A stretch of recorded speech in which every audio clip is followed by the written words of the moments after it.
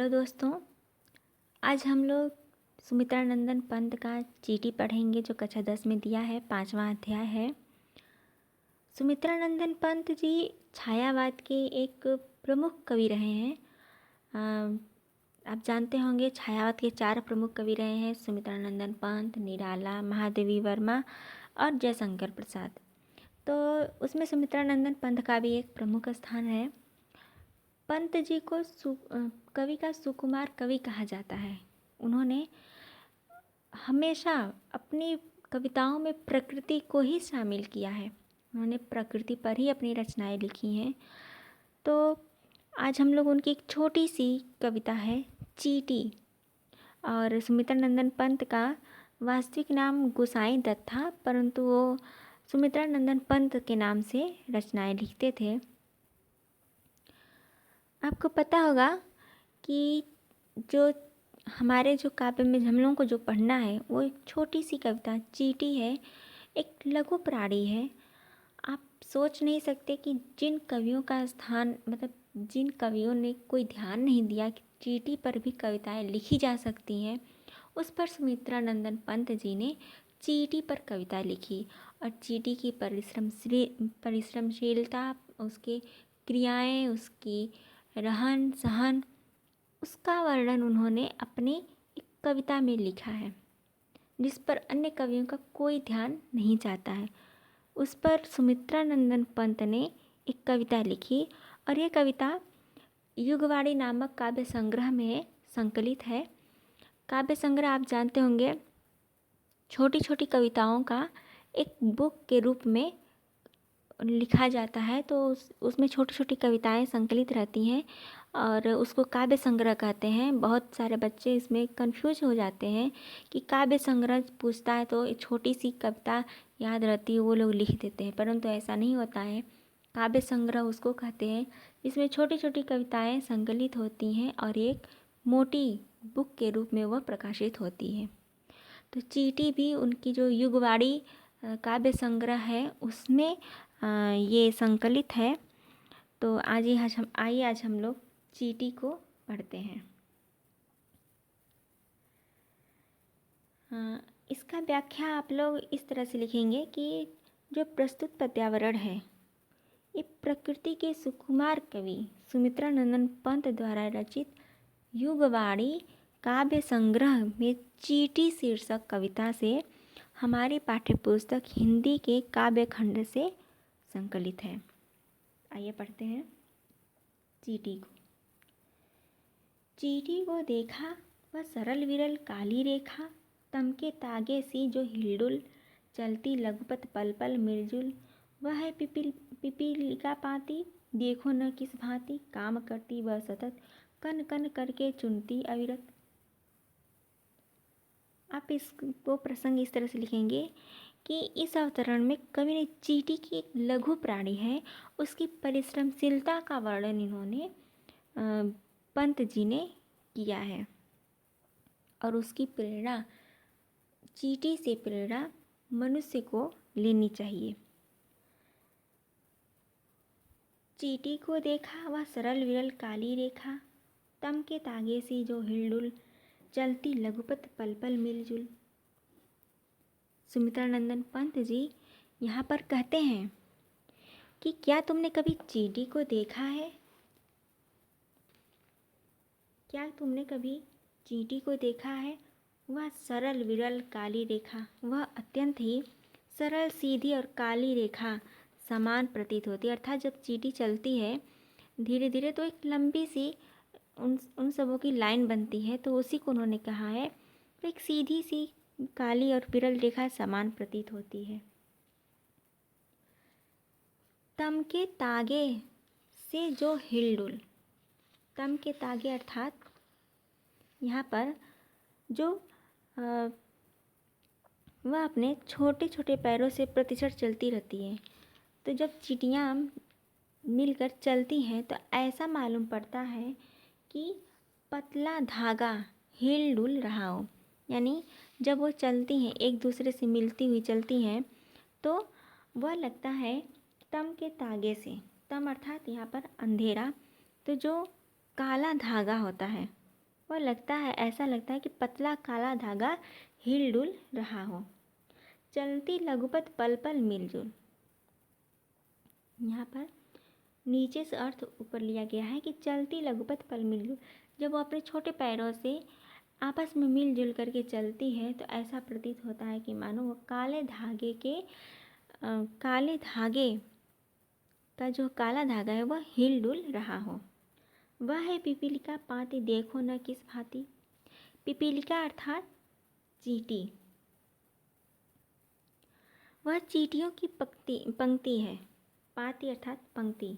देखो न किस भांति, तुम ध्यान से देखो कि वह किस प्रकार निरंतर चलती रहती है, काम करती है। वह सतत अर्थात निरंतर। वह निरंतर हमेशा कार्य करती रहती है, कन कन करके चुनती अविरत।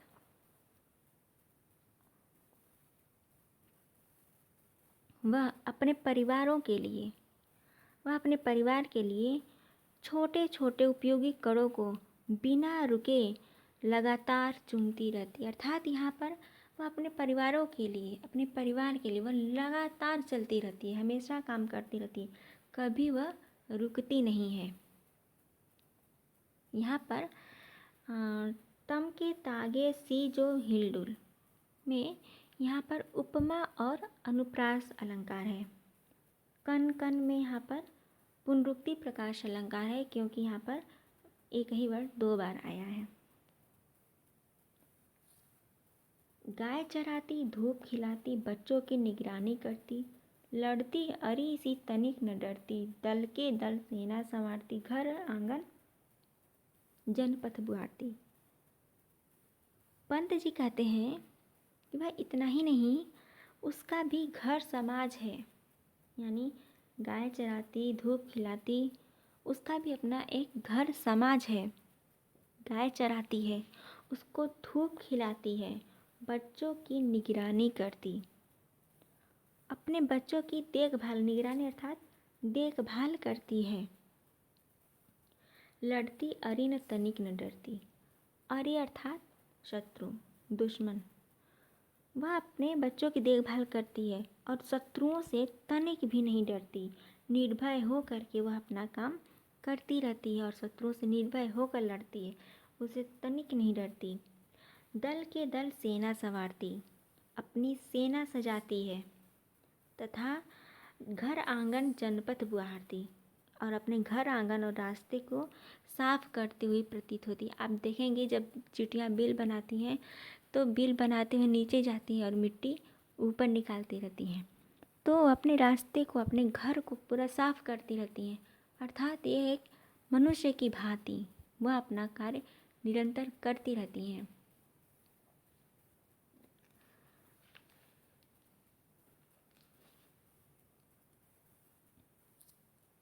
चींटी है प्राणी सामाजिक, वह श्रमजीवी, वह सुनागरिक। देखा चींटी को उसके जी को, भूरे बालों की सी कतरन, छिपा नहीं उसका छोटापन। वह समस्त पृथ्वी पर निर्भय विचरण करती, श्रम में तन्मय, वह जीवन की जिंदगी अक्षय। यहाँ पर कवि ने चींटी को एक सामाजिक प्राणी माना है और उसकी क्रियाशीलता का वर्णन किया है। आप इसको काव्य सौंदर्य में भी डाल सकते हैं। चींटी है प्राणी सामाजिक। चींटी एक सामाजिक प्राणी है। श्रमजीवी व सुनागरिक, वह उसका भी अपना एक समाज होता है, वह मिलजुल कर अपना नियम पूर्वक कार्य करती रहती है। वह श्रमजीवी व सुनागरिक, वह कठोर परिश्रमी जीवी है और उसमें एक सुनागरिक अर्थात अच्छे नागरिक के गुण विद्यमान है। यहाँ पर सुनागरिक अर्थात सु का यहाँ पर अच्छा, एक अच्छे नागरिक का गुण विद्यमान है। देखा चींटी को उसके जी को, यहाँ पर कवि प्रश्न करता है कि कवि कहता है कि क्या तुमने कभी चींटी को ध्यान से देखा है? वह अत्यंत ही छोटी है। जी यहाँ पर अर्थात उसका हृदय, परंतु उसका हृदय अत्यंत ही विशाल है।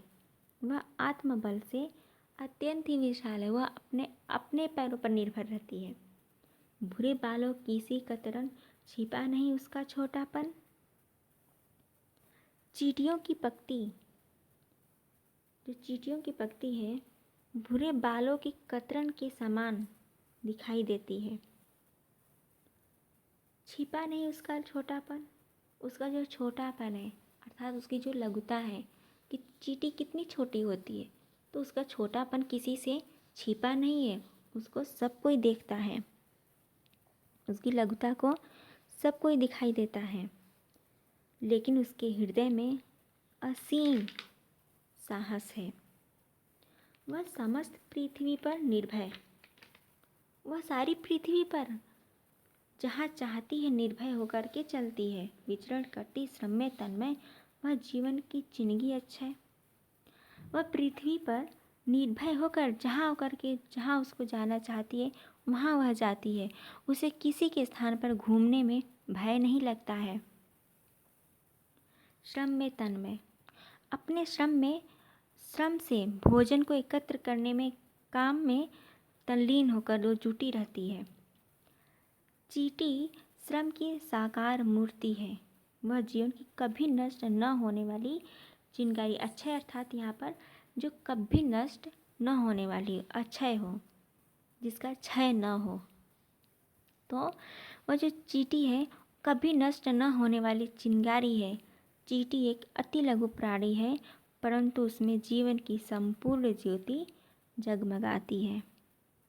यहाँ पर पंत जी ने चींटी को एक लघु प्राणी में भी आदर्श सामाजिक प्राणी के गुण दिखाई देते हैं। आप इसको काव्य सौंदर्य में डालेंगे। वह भी क्या देही है, तिल सी प्राणों सी रिल मिल झिलमिल सी, दिन भर में वह मीलों चलती, अथक कार्य में इसे कभी न टलती। कवि कहता है कि उसका शरीर बड़ा नहीं है, वह भी क्या देही है, देही अर्थात उसका शरीर तिल सी छोटा सा है। उसका जो शरीर है वह तिल के समान छोटा है, बड़ा नहीं है। प्राणों सी रिलमिल झिलमिल, वह इतने छोटे होते हुए भी चींटी में शक्ति से भरी हुई है, इधर उधर घूमती रहती है। दिन भर में वह मीलों चलती, दिन भर में वह कई मीलों तक चलती रहती है, लंबी यात्रा पूरी करती है। अथक कार्य से कभी न डरती, अर्थात वह जितना कार्य करती है, अथक अर्थात जो परिश्रम वो करती है, कठोर परिश्रम करती है, कार्य से कभी न टलती। वह अपने कार्य से कभी नहीं थकती है और निरंतर अपने काम में जुटी रहती है। वह हमेशा हर टाइम में, वह आपको देखेंगे चींटियाँ हमेशा चलती रहती हैं।